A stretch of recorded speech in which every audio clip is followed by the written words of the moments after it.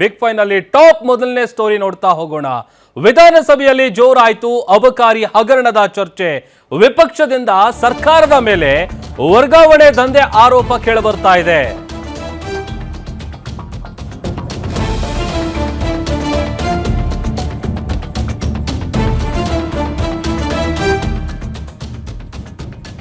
ಅಬಕಾರಿ ಹಗರಣದ ಚರ್ಚೆ ವಿಧಾನಸಭೆಯಲ್ಲಿ ಜೋರಾಗಿ ನಡೆದಿದೆ. ವಿಪಕ್ಷದಿಂದ ಸರ್ಕಾರದ ಮೇಲೆ ವರ್ಗಾವಣೆ ದಂಧೆ ನಡೀತಾ ಇದೆ ಅನ್ನುವಂತ ಆರೋಪ ಮಾಡಲಾಗಿದೆ.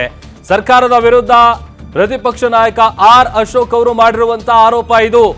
ಕಾಂಗ್ರೆಸ್ ಸರ್ಕಾರದಲ್ಲಿ ಮಂತ್ಲಿ ಕೊಡುವಂತದ್ದಿದೆಯಲ್ಲ ಅದು ಫೇಕ್ಸ್, ಕಾಸಿಗಾಗಿ ಪೋಸ್ಟಿಂಗ್ ಆಗತ್ತೆ. ಟ್ರ್ಯಾಪ್ ಆದವರಿಗೂ ಈ ಸರ್ಕಾರದಲ್ಲಿ ಆಯಾ ಕಟ್ಟಿನ ಹುದ್ದೆ ಸಿಗುತ್ತೆ. ದಿನನಿತ್ಯ ಒಂದಲ್ಲ ಒಂದು ಆಡಿಯೋ ವಿಡಿಯೋ ಬರ್ತಾ ಇದೆ. ಇದು ರಾಷ್ಟ್ರೀಯ ಮಟ್ಟದಲ್ಲೂ ಸುದ್ದಿಯಾಗಿದೆ ಅಂತ ಆರ್ ಅಶೋಕ್ ಅವರು ಹೇಳಿದ್ದಾರೆ. ಮುಖ್ಯಮಂತ್ರಿ ಸಿದ್ದರಾಮಯ್ಯ ಇದ್ದಾರಲ್ಲ, ಅವರು ಮೌನ ಮೂರ್ತಿಯಾಗಿದ್ದಾರೆ. ಚುನಾವಣೆಗೆ ಹಣ ಕಲೆಕ್ಟ್ ಮಾಡಿ ಬೇರೆ ಕಡೆಗೆ ಕಳಿಸ್ತಾ ಇದ್ದಾರೆ ಅನ್ನುವಂತ ಗಂಭೀರ ಆರೋಪವನ್ನ ಸರ್ಕಾರದ ವಿರುದ್ಧ ಆರ್ ಅಶೋಕ್ ಅವರು ಮಾಡಿದ್ದಾರೆ. ಅದರಲ್ಲಿ ಒಂದು ಈ ಹಗರಣ ಏನು ನಡೆದಿತ್ತು ಆ ಹಗರಣದ ವಿಚಾರವಾಗಿಯೂ ಕೂಡ ಮಾತನಾಡಿದ್ದಾರೆ. ಕಾಂಗ್ರೆಸ್ ಪಕ್ಷ ಅಧಿಕಾರಕ್ಕೆ ಬಂದ ಮೇಲೆ ಭ್ರಷ್ಟಾಚಾರದ ಕೂಪಾಗಿರುವಂತ A1 ಇಲಾಖೆ ನಂಬರ್ 1 ಅಪರಾಧಿ ನಂಬರ್ 1 ಅಂತಿರಲ್ಲ, ಅಪರಾಧಿ ನಂಬರ್ 1 ಇಲಾಖೆ ಅಬಕಾರಿ ಇಲಾಖೆ. ಇಲ್ಲಿ ಮಂತ್ಲಿ ವೈನ್ ಸ್ಟೋರ್ಗೆ ಫಿಕ್ಸ್, ವರ್ಗಾವಣೆ ದೊಡ್ಡ ದಂಧೆ, ಅದರ ಲಿಸ್ಟು ನಾನು ಕೊಡ್ತೀನಿ. ಆಮೇಲೆ ಕಿಕ್ ಏರದಲ್ಲ, ಆ ಕಿಕ್ ಲೆವೆಲ್ನೇ ಇನ್ನೂ ಜಾಸ್ತಿ ಮಾಡಿಬಿಟ್ಟಿದ್ದಾರೆ. ಕಾಸಿಗಾಗಿ ಪೋಸ್ಟಿಂಗು, ಟ್ರ್ಯಾಪ್ ಆದವರಿಗೆ ಆಯಕಟ್ಟಿನ ಹುದ್ದೆ, ವಿಭಾಗವಾರು ಮಂತ್ಲಿ ಫಿಕ್ಸು, ನಿಷ್ಕ್ರಿಯ ಲೇಸನ್ಸ್ಗಳಿಗೆ ಅದಕ್ಕೆ ಜೀವ ಆಕ್ಸಿಜನ್ ಕೊಡುವಂಥದ್ದು, ನಿಷ್ಕ್ರಿಯಕ್ಕೆ ಆಕ್ಸಿಜನ್ ಕೊಡೋದು. ಹೊಸ ಬಗೆಯ ಈ ತರದ ಭ್ರಷ್ಟಾಚಾರ ಅಬಕಾರಿ ಇಲಾಖೆಯಲ್ಲಿ ನಡೀತಾ ಇದೆ. ಇದರಿಂದ ಇಲಾಖೆಯಲ್ಲಿ ದಿನನಿತ್ಯ ಒಂದೊಂದು ಆಡಿಯೋ ವಿಡಿಯೋ ಬರ್ತಾನೆ ಇದೆ. ದಿನನಿತ್ಯ ಒಂದೊಂದು ಆಡಿಯೋ ವಿಡಿಯೋ ಎಲ್ಲ ಬರ್ತಾ ಇದೆ. ಇದು ಕರ್ನಾಟಕಕ್ಕೆ ಸೀಮಿತ ಆಗಿಲ್ಲ, ರಾಷ್ಟ್ರ ಮಟ್ಟದಲ್ಲೂ ಸುದ್ದಿಯಾಗಿದೆ. ಆಲ್ ಇಂಡಿಯಾ ಚಾನೆಲ್ಸ್ ಅಲ್ಲೂ ಸುದ್ದಿಯಾಗಿದೆ.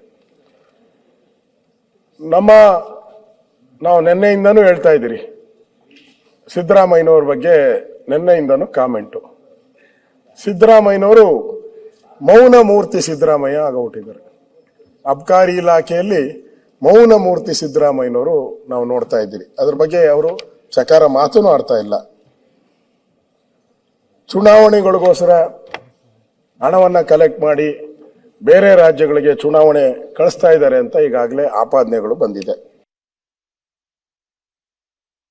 ನಮ್ಮ political bureau head Maruti Pavagowda live join ಆಗ್ತಾ ಇದ್ದಾರೆ. ಮಾರುತಿ, ವಿಧಾನಸಭೆಯಲ್ಲಿ ಒಂದು ಅಬಕಾರಿ ಹಗರಣದ ವಿಚಾರವಾಗಿ ಚರ್ಚೆ ಆಯಿತು. ಅದ್ರ ಜೊತೆಗೆ ಲೂಟಿ ಸರ್ಕಾರ, ಕಮಿಷನ್ ಕೊಡುವಂಥದ್ದು, ಯಾವೆಲ್ಲ ವಿಚಾರಗಳನ್ನ ಪ್ರಸ್ತಾಪ ಮಾಡಿದ್ರು ಅಂತ ಆರ್ ಅಶೋಕ್ ಅವರು.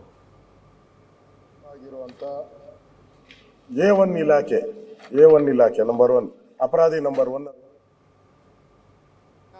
ಹಲವು ವಿಚಾರಗಳ ಬಗ್ಗೆ ಅಂದ್ರೆ ಸರ್ಕಾರದ ವಿರುದ್ಧ ಕೇಳಿಬಂದಿದ್ದಂತಹ ಹಲವು ಭ್ರಷ್ಟಾಚಾರದ ಪ್ರಕರಣಗಳನ್ನ ಕೆದಕಿ ವಿರೋಧ ಪಕ್ಷ ನಾಯಕರಾದಂತಹ ಆರ್ ಅಶೋಕ್ ಸೇರಿದಂತೆ ಬಿಜೆಪಿಯ ಬಹುತೇಕ ಎಲ್ಲಾ ಸದಸ್ಯರು ಕೂಡ ಸರ್ಕಾರದ ವಿರುದ್ಧ ಬಹಳಷ್ಟು ದೊಡ್ಡ ಮಟ್ಟದ ವಾಕ್ಸಮರವನ್ನು ಮಾಡಿದ್ರು. ಅದರಲ್ಲೂ ಪ್ರಮುಖವಾಗಿ ಈ ಅಧಿವೇಶನ ಆರಂಭ ಆದ ದಿನದಲ್ಲೂ ಕೂಡ ಅಬಕಾರಿ ಇಲಾಖೆಯಲ್ಲಿ ಆಗ್ತಾ ಇರುವಂತಹ ಭ್ರಷ್ಟಾಚಾರದ ಪ್ರಕರಣದ ಬಗ್ಗೆ ಸಂಪೂರ್ಣವಾಗಿ ಚರ್ಚೆಗೆ ಅವಕಾಶವನ್ನ ಮಾಡಿಕೊಡ್ಬೇಕು ಅನ್ನುವಂತ ಒಂದು ಒತ್ತಾಯವನ್ನ ಮಾಡ್ಕೊಳ್ತಾರೆ ಬರ್ತಿದ್ರು. ಅದರಲ್ಲೂ ಲೈಸೆನ್ಸ್ ಕೊಡುವಂತಹ ಒಂದು ವಿಚಾರ ಆಗಿರಬಹುದು.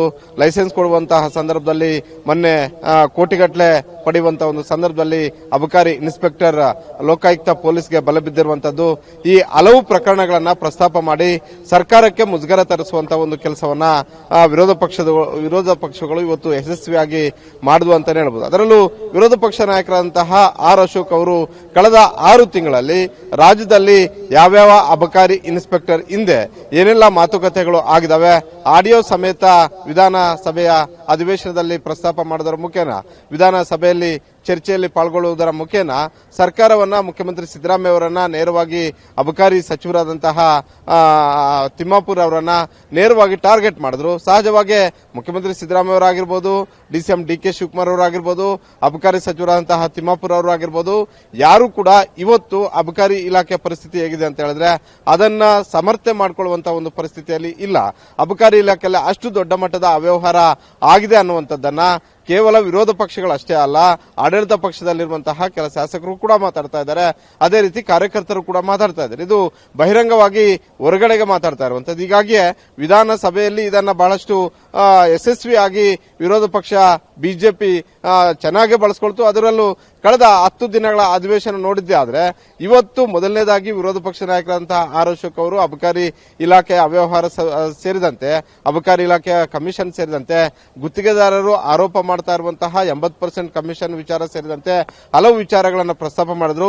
ಈಗಲೂ ಕೂಡ ಇದೇ ವಿಚಾರಕ್ಕೆ ಸಂಬಂಧಪಟ್ಟಂತೆ ಸದನದಲ್ಲಿ ಆಡಳಿತ ಮತ್ತು ವಿಪಕ್ಷಗಳ ನಡುವೆ ದೊಡ್ಡ ಏಟು ಮತ್ತೆ ಎದುರೇಟು ಪಾಲಿಟಿಕ್ಸ್ ನಡೆಯಿತು. ಇದರ ನಡುವೆನೂ ಕೂಡ ಮುಖ್ಯಮಂತ್ರಿ ಸಿದ್ದರಾಮಯ್ಯ ಮತ್ತೆ ಸ್ಪೀಕರ್ ಖಾದರ್ ಅವರು ಬೆಳಗ್ಗೆ ವಿರೋಧ ಪಕ್ಷಗಳನ್ನು ಸಮಾಧಾನ ಮಾಡೋದಕ್ಕೆ ಹೋದ್ರೂ ಕೂಡ ಅಬಕಾರಿ ಇಲಾಖೆಯಲ್ಲಾದಂತಹ ಅವ್ಯವಹಾರಕ್ಕೆ ಯಾರ ಪರ್ಸೆಂಟ್ ಎಷ್ಟಿದೆ ಅನ್ನುವಂಥದ್ದು, ಇಲ್ಲಿಂದ ದೆಹಲಿಗೆ ಎಷ್ಟೋಗಿದೆ ಅನ್ನುವಂಥದ್ದನ್ನ ಸದನದಲ್ಲೇ ಹೇಳಿ ಅನ್ನುವಂತಹ ಪಟ್ಟನ್ನು ಕೂಡ ವಿರೋಧ ಪಕ್ಷಗಳಿದ್ದು, ಅದಾದ ಬಳಿಕ ಮಧ್ಯಾಹ್ನದ ಬಳಿಕ ಈಗ ಅಬಕಾರಿ ಇಲಾಖೆಯನ್ನ ಕೈಬಿಟ್ಟಂತಹ ವಿರೋಧ ಪಕ್ಷಗಳು ಮನ್ರೇಗಾ ವಿಚಾರವನ್ನ ಕೈಗೆತ್ತಿಕೊಂಡಿದ್ದಾವೆ. ಪ್ರಭು, ಓಕೆ, ಥ್ಯಾಂಕ್ ಯು ಮಾರುತಿ ನಿಮ್ಮೆಲ್ಲ ಡೀಟೇಲ್ಸ್ಗಾಗಿ.